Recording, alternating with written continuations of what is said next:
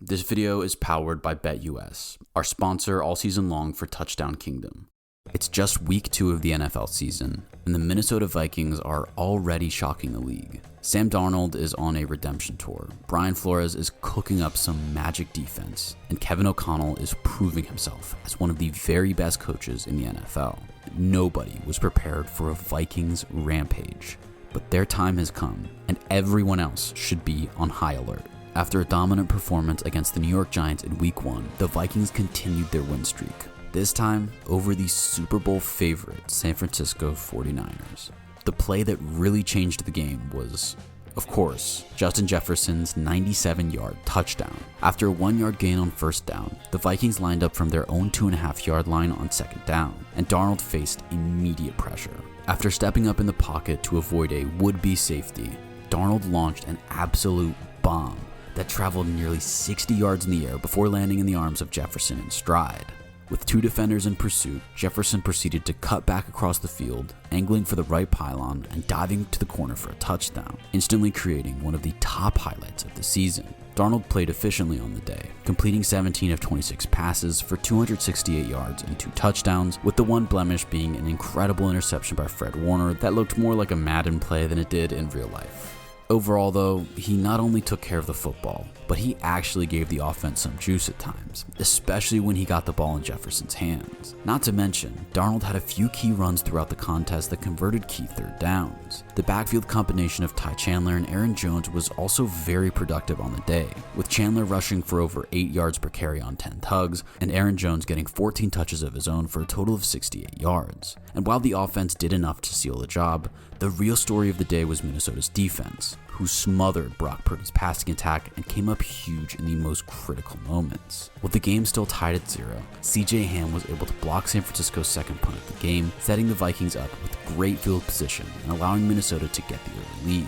Then, with Shanahan cooking up a 20-play drive that got to the Minnesota 2-yard line, Harrison Smith came up huge with a touchdown-saving pass breakup on Juwan Jennings. That stop kept the Niners scoreless, and ultimately set up the Jefferson touchdown 2 plays later, giving Minnesota a 10-0 advantage. The very next 49ers drive was more of the same, and with San Francisco facing 4th and 2 just past midfield, pressure came quickly for the Vikings, flushing Purdy out of the pocket with Blake Cashman coming up big with the wrap-up a yard short of the sticks. Because of this stalwart defense, Darnold and the Vikings were able to take a 13-7 lead into the half, but the big plays didn't stop there. After a few back-and-forth punts to start the third quarter, Josh Metellus picked off Brock Purdy on the second play of the 49ers drive, setting up a 1-play, 10-yard touchdown drive for the Vikings to capitalize.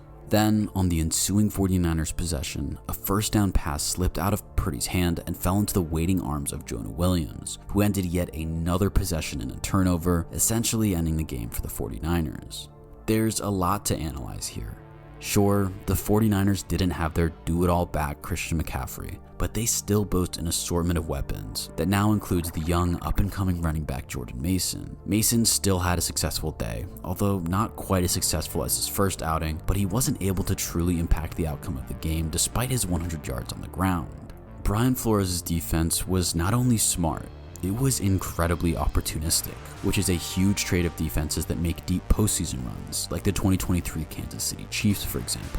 If they can keep stringing together all-around performances like these, the Vikings are going to be dangerous this season. Let's talk about some sports betting. My go-to for that is BetUS. Once you're in, you'll easily find all the pregame markets, parlays, and prop bets that you need. You'll even get 10% back on your net losses twice a year. So let's win some money. If I want to bet on some division winners, I just click on the football tab, scroll down to the NFL divisions tab, then find the bet I like. I am going to go for Aaron Rodgers' Jets to win the AFC East. So click on the number and specify your wager. $50 sounds good. Then click place my bets, click confirm, and there you go. Pretty easy, right? Enjoy a limited time offer of a 150% sign-up bonus on your first deposit and a 125% bonus on the next 2. This is up to $2,000 and can be accessed with the code YouTube150. Sam Darnold is starting to look like the quarterback the Jets envisioned when he was selected with the 3rd overall pick in the 2018 NFL Draft. Years in Adam Gase's dysfunctional offense caused him to struggle with pocket presence and play timing, but it seems a year as a backup in Shanahan's scheme has allowed him to regain his feel for the game. Plus, it doesn't hurt to have the plethora of playmakers at Darnold's disposal in Minnesota. Justin Jefferson, Jordan Addison, who missed Sunday's game, and now Jalen Naylor as the wide receiver 3 make for a versatile trio. Looking ahead at the Vikings schedule, a big matchup against Stroud and the Texans is looming in week 3, but the rest of the season seems pretty manageable. Obviously, the NFC North is one of the toughest divisions in football, but the Packers have Malik Willis in at quarterback, and the Lions have already shown weakness in their loss to the Tampa Bay Bucks, so maybe they stand a better chance than previously thought. Currently, the Vikings sit atop the North at 2-0. The sky is really the limit on how far they can go with this team. Now, one thing that they need to keep an eye on is Justin Jefferson's injury. Despite the highly productive day, Jefferson exited their Week 2 matchup early with a bruised right quad. Fortunately, he came out after the game with the news that he's not seriously injured, but it's still something to monitor as the offense essentially runs through him. Jefferson is truly the best wideout in the NFL right now. Tyreek Hill and CeeDee Lamb are both lighting up defenses, but Jefferson's consistent production, regardless of who's throwing the ball, is unmatched, and he opens up so many opportunities for everyone else on the offense. Even when he's smothered in double coverage like he was against San Francisco, he's able to make plays that no one else on earth can. The only thing that can keep him from being the best at his position is injuries, so it's pertinent that the Vikings make sure he's taken care of before playing him in Week 3. Now, we've all seen how quickly things can change in the NFL. This week included 4 massive upsets in just the noon games, but the Vikings appear to be in a great spot going forward. This pass rush looks legit, already having 9 sacks through the first 2 weeks, and the defense as a whole has forced 7 turnovers if you include 4th down stops. The Vikings secondary also looked much better than what was previously expected, with Stephon Gilmore getting back to his prime form after a rough season last year with the Cowboys. Debo and Kittle put up big yardage numbers, but Brandon Ayuk was almost entirely shut out of the first half, only recording 2 yards and finishing with just 43 on the day. The real question is, can Darnold continue playing at this high of a level? To be fair, these past 2 games are 2 of the best in his entire career, and at least his most recent victory came over one of the best defensive units in the entire NFL. And, shockingly, Darnold's best drive of the day came without Jefferson midway through the 4th quarter, where he took almost 7 minutes off the clock and ended with a field goal to ice the game. Darnold really took command of the offense and looked more comfortable than he ever has as a pro. It would be really beneficial to this Vikings offense if they were able to get their second best wideout, Jordan Addison, back on the field, especially with Jefferson questionable for the Vikings Week 3 matchup against the Texans. Addison suffered a high ankle sprain in practice just before the season, which caused him to miss Week 1. If Addison is able to return, it would provide a big boost, but he's also facing a potential suspension for a DUI in July, with a court hearing coming up on October 7th. It's funny to think that just 2 weeks ago, the sky was falling for Vikings fans, and now Minnesota is turning into one of the best young teams in the league. And the craziest part is that this offense has the potential to get a lot better. Not only should their chemistry improve over the course of the season, but they're getting several key players back. Of course, Addison, who had nearly 1,000 yards and 10 touchdowns as a rookie, but also TJ Hawkinson, who is currently on IR after an ACL tear he suffered late last season.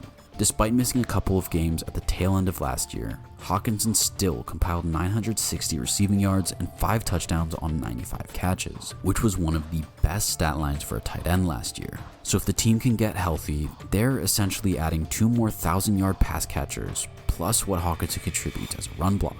And I know, it's way too early to be talking about this because Josh Dobbs looked like a franchise quarterback for a few games last year, and here we are, but at what point do the Vikings consider re-signing Darnold? They just spent a high first on JJ McCarthy, but if he can lead the Vikings to the playoffs this season, management would have to heavily consider bringing him back to at least fight for the job, but most likely as the starter. The good thing about having McCarthy versus some of the other quarterbacks in this draft class is that he's just 21 years old, so if he were to sit on the bench for another year while Darnold starts, it wouldn't pose any major problems for the future. At a certain point though, the Vikings are going to want to see their guy play, and if Darnold continues to play as well as he has, especially considering the statistical dip in quarterback play that we've observed so far this season, that's going to be a tough decision. Having 2 good quarterbacks on the roster is a pretty great problem to have though. With all of that being said, there's still plenty of time for Darnold to screw it up. He's still not putting up insane passing numbers, especially if you take away the one big JJ play today. but he has been very accurate with the football, completing 72% of his attempts through 2 games. Based on what we've seen so far, and looking at their schedule for the remainder of the season, I think the Vikings have a very high floor and a decent ceiling. However, I really can't see this team winning more than 12 games, especially since they see the Packers and Lions twice, the Texans next week, and a scary Cardinals team later on in the season. But I do think 10 wins and a wildcard spot could be in the cards. With 2 wins already to their name, there's no possible way they finish worse than 7-10, which, to be honest, would still be a massive disappointment seeing how they've started the season. I think the biggest thing on Sunday was, even though they were playing a game that was chaotic at times against an NFL juggernaut, they held it together and they totally controlled the pacing when it mattered most. Even though they lost the overall time of possession battle 25-35, mostly because they had several short scoring drives, their extremely effective rushing attack bled the clock and helped to close out the game in the waning minutes.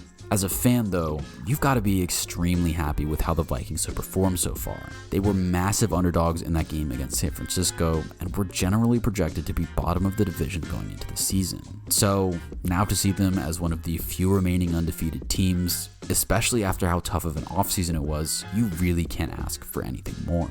Kevin O'Connell is securing his role as one of the brightest young head coaching minds, and the future's looking brighter and brighter every day for the Minnesota Vikings. So, how far do you see them going this year? Let me know in the comments. Thank you to BetUS for sponsoring this video. Once again, if you'd like to sign up for BetUS, use the promo code YouTube150.